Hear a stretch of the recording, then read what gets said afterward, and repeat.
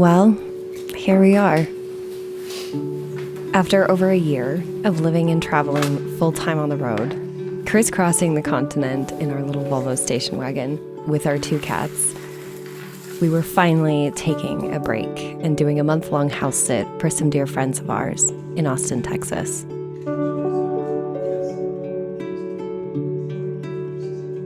Arriving and settling here felt like emptying out a puzzle from the box. The puzzle pieces being bits and parts of our life, and the puzzle image being made up of both me and Noel's own individual experiences, as well as our combined experience together. Quite often, the lifestyle of being on the road feels like only certain parts of you have space to be, and other parts not so much. I guess any lifestyle is that way, actually. But for us, being in one place meant that many pieces of our life finally had a place to come forward and to fall on a flat and consistent surface. And just like a new puzzle out of the box, everything at first was scattered. And not in a bad way, but just in a way that meant we had to take a lot of time to look at each piece, figure out what it was, and find its place.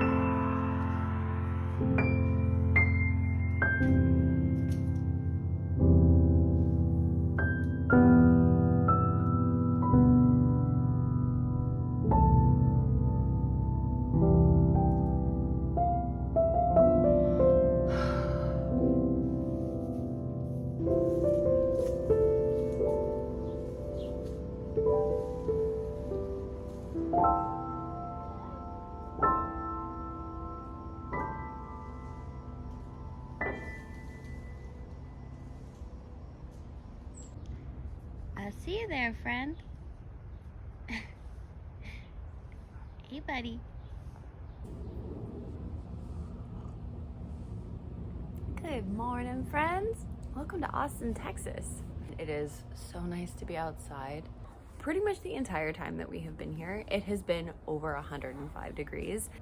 It's only 9 o'clock in the morning, and I know it sounds crazy, but I would say that 98% of the days that we have been here, it will it would have already been too hot to be outside by 9 in the morning. So we've been here house sitting for like the last month or so, and it has been, oh, I'm so distracted by all of the birds that are going to the bird feeder right now.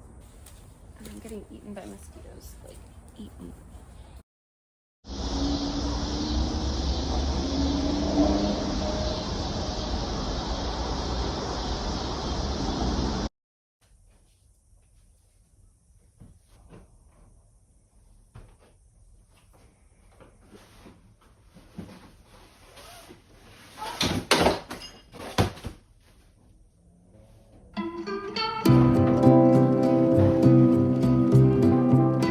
For the first time since getting on the road over a year ago, we actually fully unpacked the car.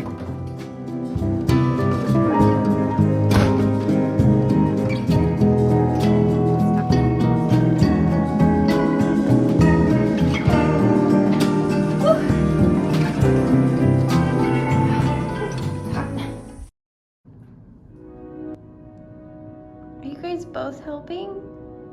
Are you guys both helping? Well, no.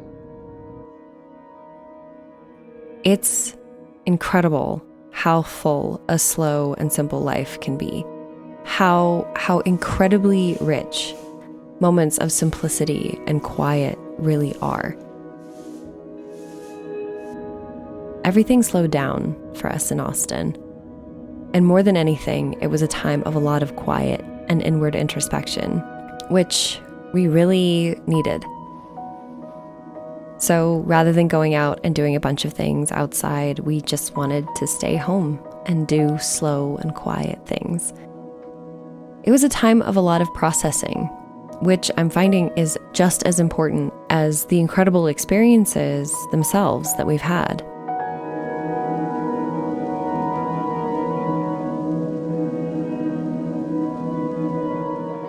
I've been thinking a lot about how our culture places so much emphasis on experiencing life and almost no emphasis on the importance of or what it means to fully process those experiences, process your life. I had been wondering why, after all of these incredible things that we've done, why I was struggling to feel like I could really have those things, if you know what I mean. And that's when I started realizing that I hadn't had the time to process them or thus integrate them. And that the degree to which we can really have our experiences and have the lessons and the wisdom of those experiences sort of woven into the fabric of our being, that the amount that we can really have that is equal to the degree to which we allow ourselves the time and space to process them.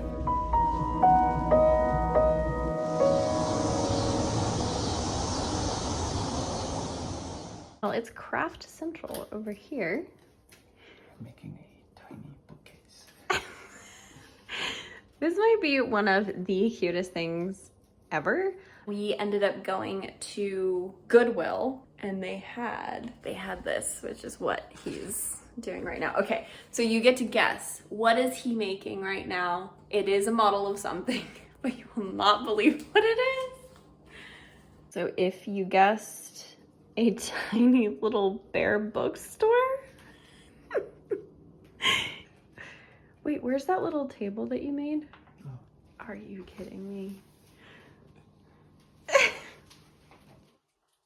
Oh my god. Oh, that is just the most precious. It is very adorable. Are you happy? I am very happy. And it has like lights that turn on? Yeah, there's a light. Oh my god. Yeah, it's kind of insane. And it comes with all of these things. Oh my god. So I kind of finished my watercolor. I just don't understand how to do, like, I feel like I don't understand how to do depth yet, because like this was supposed to be the walkway and it just looks like a splotch. But I like this side over here. And I get to choose what books I want to make.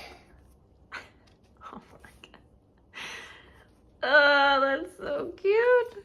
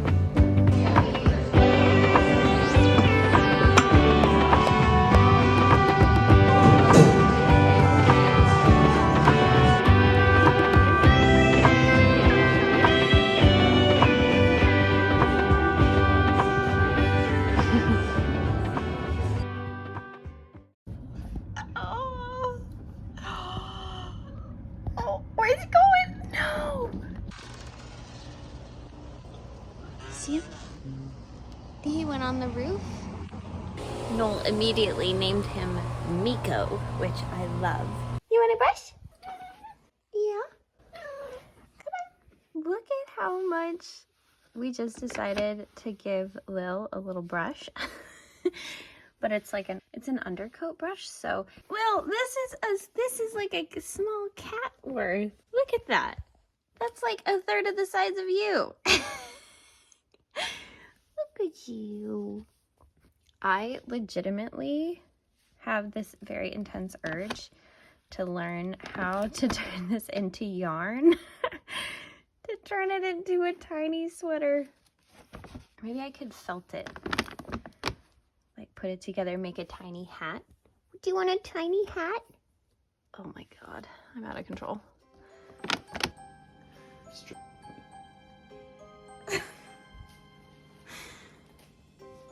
Are you serious?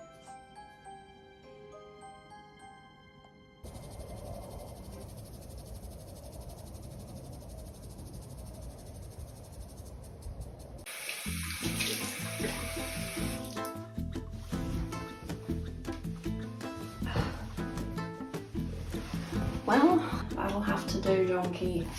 That'll have to do. Oh, do we add another layer? Ooh, or do we keep it simple? Layer. Simple. These are the big questions, people.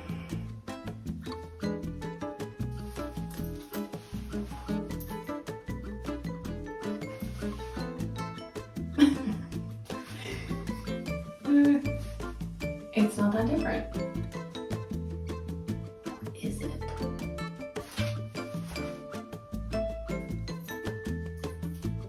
I don't know. Okay, I'll just leave it because why not?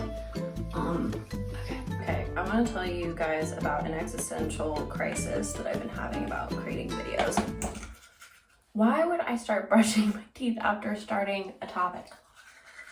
Wow. Okay, so the dilemma that I'm having will not be interrupted because the AC decided to turn on. We need to go, and I think I'm ready. Am I ready? What do I need to do? Oh my god. I don't know. Put a little scent zhuzhing. Yeah, so that's my bathroom thoughts. Thank you for coming to my TED Talk. That's what's going on for me. How are you? Ugh. Oh, it's so hot. The sun is basically down and it's still like 100 and something degrees.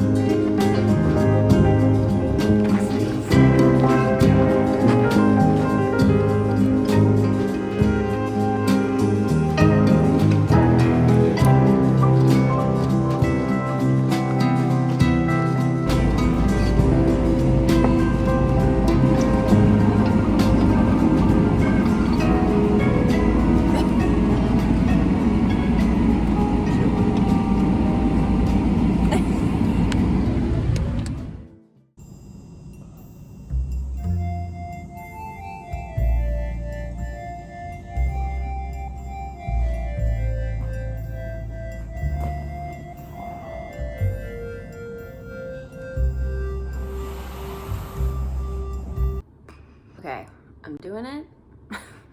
I've had so much resistance the whole day. The whole day. I'm on my mat. I've got my little workout outfit on. Workout outfit. This is a shout out to my best friend Hannah, who I called and I was telling her about the resistance I was feeling, and she reminded me that like sometimes you just get ready to do it. She's like, just put on your workout stuff, go sit on your mat, turn on some music, see what happens. And as soon as she said that, I knew, okay, I can do that. I was reminded of how, especially if you deal with neurodivergence, getting motivated to start doing something is really hard. One of the best ways to work with your system is actually to turn on loud music. So if you're having a hard time cleaning your house, if you're having a hard time motivating yourself to exercise, just turn on some loud music. And I know myself, there's no way that I'm gonna be able to just sit here blasting some of my favorite music and not be able to move at all. Like, I'm gonna get down. I already know, and I knew as soon as I put on this little outfit, I was like, actually like, oh. So this is a message to future Gabrielle and everybody else that's having a hard time moving your body. Just get ready for it. Just put on the outfit. Just go sit on your little mat and turn on some music. You need to do something that changes the vibe and sets you up to like actually do it. And I think the thing is, I'm not gonna get in my head about what it's gonna look like, because it doesn't matter what I end up doing. Well, there's so many thoughts about this. It doesn't matter what I end up doing, because at this point, anything is better than nothing, number one. And number two, what I'm trying to work with exercising isn't just my health and my strength. It's showing up for myself. Okay, wasn't expecting to cry. But the point is like just showing up for myself. So even if I just sit here and I just sway my body listening to music, at least I showed up. At least I showed up. At least I tried. Because right now, anything is better than nothing. Anything is better than the self-abandonment and the not even trying and giving into the fear and only listening to the fear and only listening to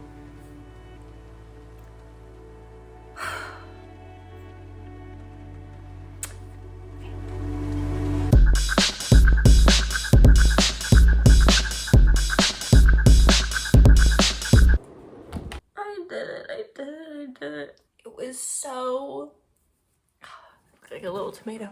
Messy. I didn't know what I was doing. I didn't do any repetitions of anything. I just did whatever my body felt like doing. It was sloppy. It was so whatever. It didn't matter though. And I was so right. As soon as I turned on that music and my body started feeling and hearing those beats, I just, it was so easy. And I think where I've landed with all of this is that I always say that our systems are so infinitely intelligent that whenever we can't do something that we want to do, or we're doing something that we don't want to do, there's always a good reason behind it. And we do ourselves a massive disservice, a total dishonor, when we tell ourselves like, oh, I'm just being stupid, or I just, to blame ourselves. Blame ourselves before we get curious and ask ourselves like, why are you doing this? Why are we doing this? Like, let me give you an example. Something that came up for me. I don't want to start because I'm afraid of letting myself down again.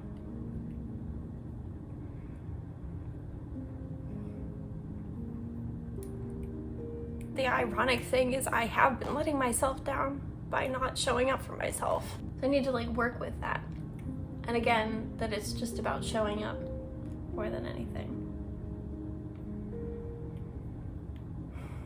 And so what I'm realizing is that as much as I need to move, those parts of me that have really good reasons for why they're doing what they're doing and why they don't want to do what they're not doing,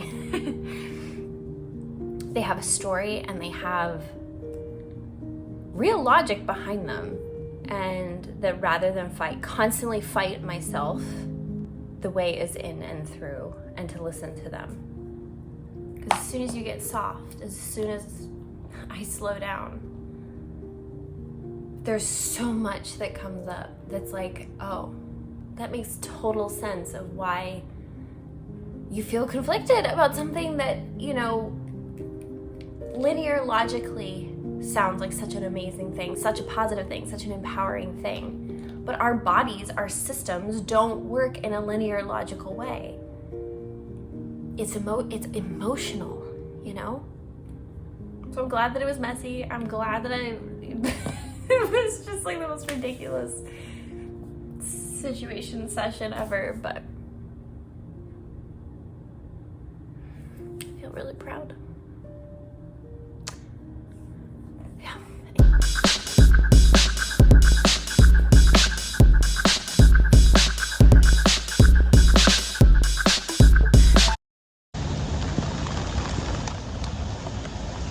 So, to be honest, one of the hardest aspects of being in Austin was being in Austin in this day and age. Has been really, really, really overwhelming to feel like I'm in a place that the only way that it is habitable is because of artificial life support systems, as in like air conditioning and pulling water from all kinds of different places. Anyway. And what I mean by that is that every day was record-breaking heat of an average of over 105 or 40 degrees Celsius. And additionally, there is an immense drought happening that's still happening. You can really only go outside in the few hours before 8 or 9 a.m. And after that, it's too hot. And I found that even when I did go outside, I was met with the reality of a lot of dying trees, dried up riverbeds, dying plants, and desperately thirsty wildlife. The day that it rained for the first time in months, Noel and I ran outside and sat on the front lawn, and I just cried. Every day I could feel the weight of the environment all of the time, and I couldn't make sense of how people live there and deal with that. It was really hard on me the entire month, and I can see now how much that was a constant and sort of overwhelming presence in our time here.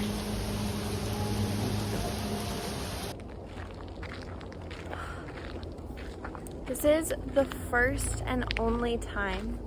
We're leaving in like, I don't know, less than a week. It's the first and only time we've been able to go outside and actually see the nature here. It rained a little bit earlier today, or a big storm blew in, and so the temperature dropped significantly. And now it's just completely overcast. And it's like in the 80s. It's actually cool enough to be outside. And we just immediately were like, where can we go? A turtle? It is a turtle. There's so many turtles. So is there like a trail over here?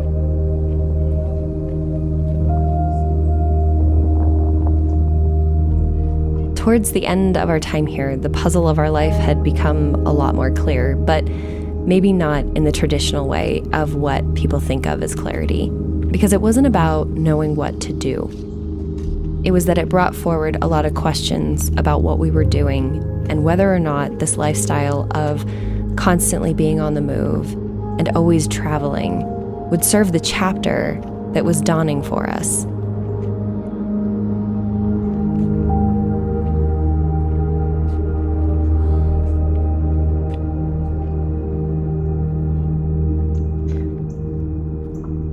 There's so many things I want to do in this life.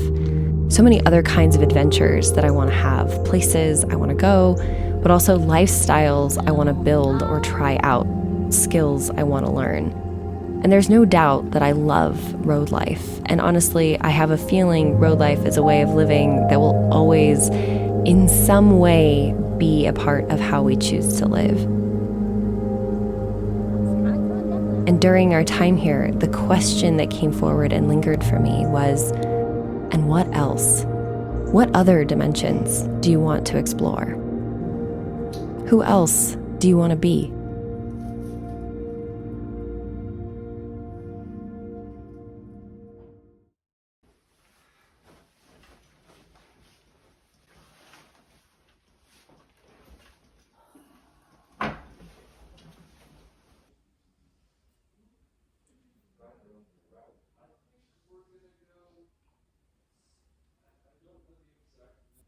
Wow.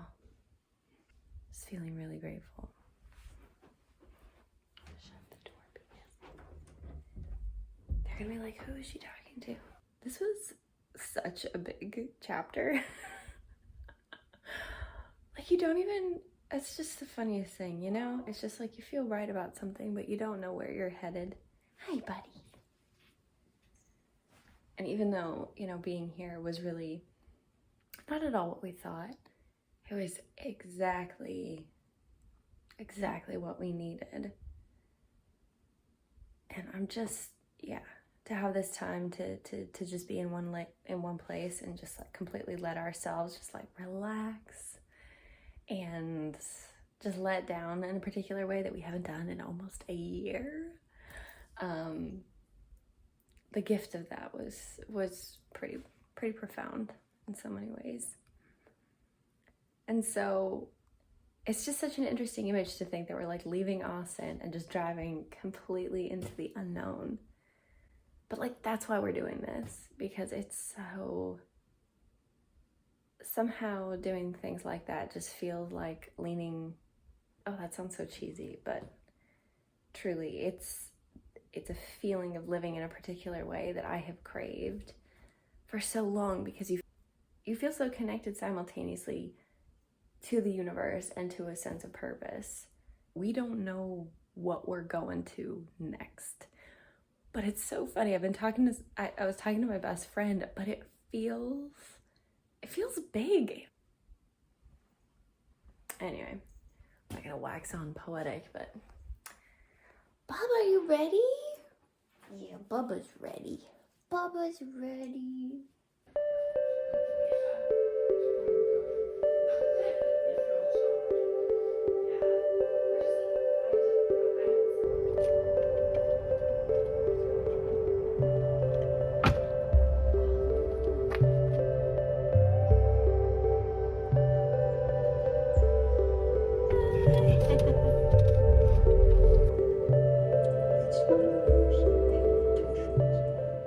When we left, the only thing that was really clear at that moment was that we were headed to Santa Fe.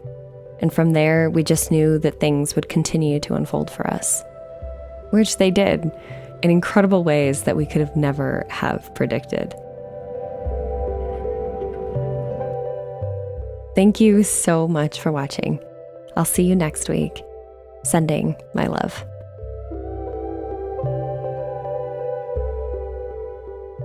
There's a grackle?